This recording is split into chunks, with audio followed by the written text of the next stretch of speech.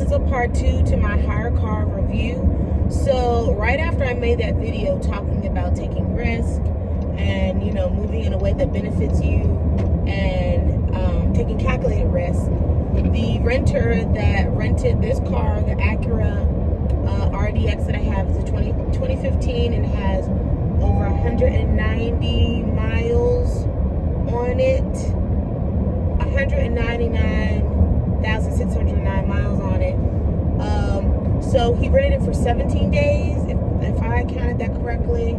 From the, well, that doesn't matter, but for 17 days I made $404. And as with everything, speaking of risk, we had arranged for him to bring it back early so that I could take it to my mechanic and replace the muffler. There is an older muffler, not that there's anything necessarily wrong with it, but they had a new one from Acura that they had to order.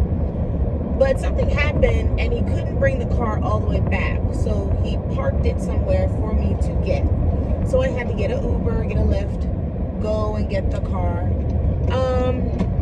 So there's the risk, right? But a small price to pay to, you know, he communicated all that and went and picked it up. Everything was fine. The car looks great. All I need to do is just vacuum under the seats a little bit and take it through the car wash, because there's, you know how like when you drive on the highway a lot, it's a lot more bug guts. But other than that, totally smooth. And the plan was for him to continue renting it, but something happened with him. He could have been bullshitting. Don't know, don't care. Small price to pay to go get my car versus him bringing it back and parking it outside of my house.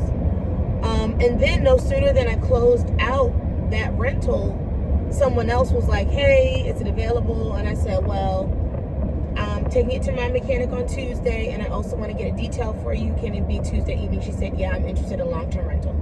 No biggie, no problem. So I wanted to share that because it's not that things don't happen. It's not that things don't change and shift, but being entrepreneurial and being flexible and being a go-getter in a sense, you know, you have a threshold and an allowance and like a safety net for when things do happen, because sometimes things can happen, and so you're covered there.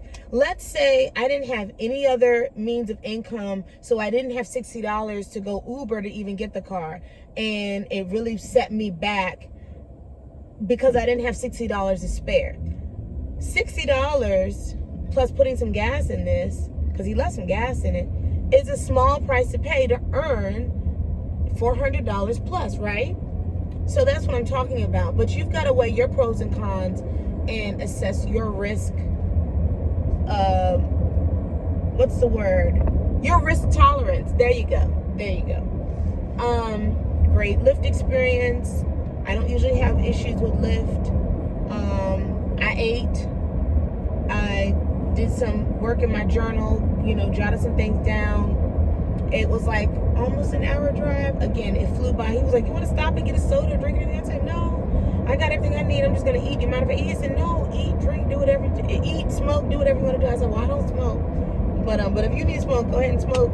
But he was chill, it was fine.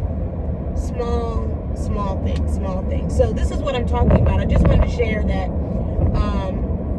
that did happen. I had to go get my car. I'm going to go take it to the mechanic. I'm also going to check on the lights, because he mentioned the lights were dim, which is something that can happen with Acuras, this model, later on in their lifespan. But I don't think it's anything that I can't handle. Maintenance, right? And I've seen stories of people building their fleets, but, you know, didn't really know anyone firsthand that had experience doing this. So I was like, well, you know, I'll never know until I try. So just wanted to make that little tidbit, and I will talk to you guys if I have anything else to share about my experience with Hyre car and my earnings and all that good stuff. All right, thanks, peace, bye.